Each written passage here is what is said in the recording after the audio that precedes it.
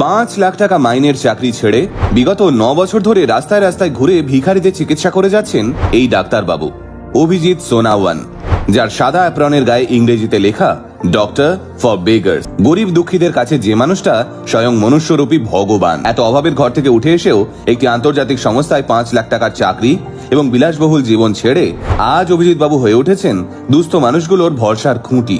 নানান বাধা বিপত্তি পার করে যখন একটা ভালো চাকরি পেলেন, তখন অভিজিৎ সোনাওয়ানকে আর পায় কে?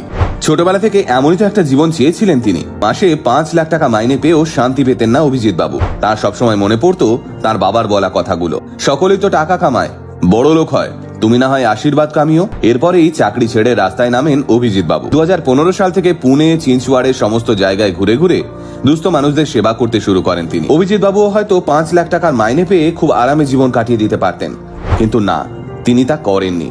আর ঠিক এই কারণেই তিনি সবার থেকে